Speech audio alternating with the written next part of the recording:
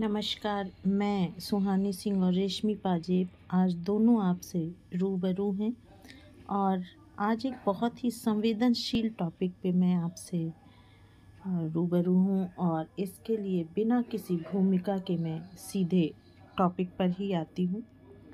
एक औरत गर्भ से थी, पति को जब पता लगा एक औरत गर्भ से थी, पति को जब पता लगा कि कोख में बेटी है तो वो उसका गर्भपात करवाना चाहते हैं।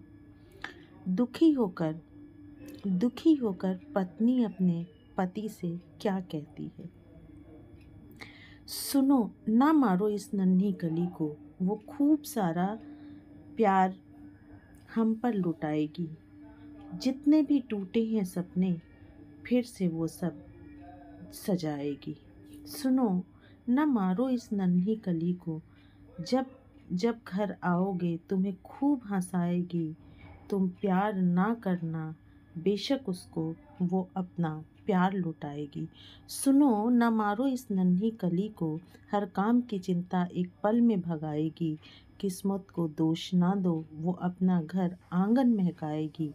ये सुन पति अपनी पत्नी को कहता है, सुनो, मैं भी नहीं चाहता मारना इस नन्ही कली को।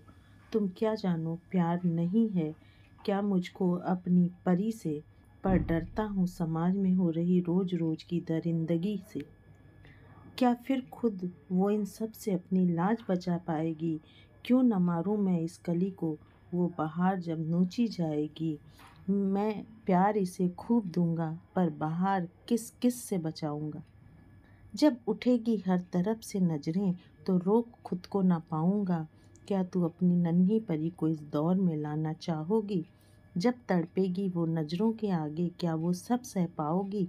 क्यों ना मारूं मैं अपनी नन्ही परी को, क्या बीती होगी उन पे जिन्हें मिला है ऐसा नजराना। क्या तू भी अपनी परी को ऐसी मौत दिलाना चाहोगी?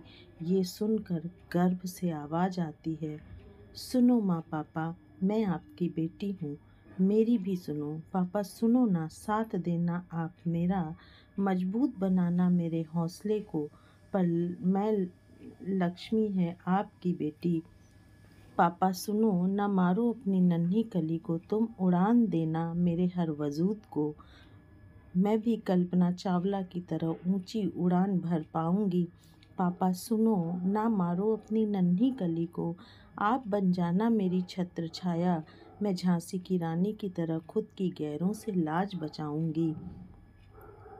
पति ये सुनकर मौन हो गया और उसने अपने फैसले पर शर्मिंदगी महसूस करने लगा और कहता है अपनी बेटी से, मैं अब कैसे तुझसे नजरें मिलाऊंगा। चल पड़ा था तेरा गला दबाने, अब कैसे खुद को तेरे सामने लाऊंगा। मुझे माफ़ करना ऐ मेरी बेटी, तुझे इस दुनिया में सम्मान से लाऊंगा।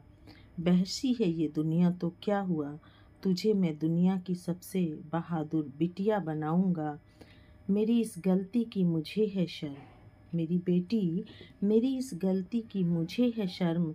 घर घर जाके सबका भ्रम मिटाऊंगा। बेटियां बोझ नहीं होती, अब सारे समाज में अलख जगाऊंगा। बेटियां बोझ नहीं होती, अब सारे समाज में अलख जगाऊंगा। ये बहुत ही मार्मिक कविता है और जिसने भी लिखा है मैं उसे सलाम करती हूँ। भावनाओं के लिए एकदम परफेक्ट शब्दों का उन्होंने चुनाव किया है और कितने भी कानून हो, कितने भी रोक हो भ्रूण एग्ज़ामिन पे या जेंडर के चेक पे अभी भी हो रहे हैं और लोग अभी भी चेक के बाद जब जानते हैं कि बेटी है तो वो उसको गर्भ में ही मार देते हैं।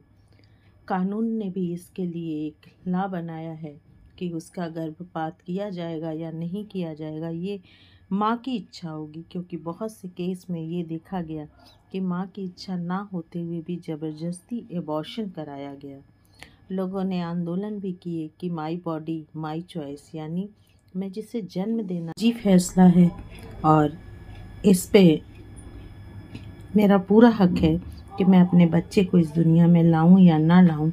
बेटी बचाओ बेटी पढ़ाओ वाला नारा बहुत तेज़ी से देश में आया, लेकिन उस पे काम इतनी तेज़ी से नहीं हुआ, आज भी लड़कियां मर रही हैं, आज भी अत्याचार हो रहे। तो अंत में मैं यही कहना चाहूँगी कि बेटियां भी देश का भविष्य हैं, आपके परिवार की खुशबू हैं, एक पायल की झनकार हैं। उनके बिना संसार अधूरा है, आपके परिवार का भी और ब्रह्मांड का भी।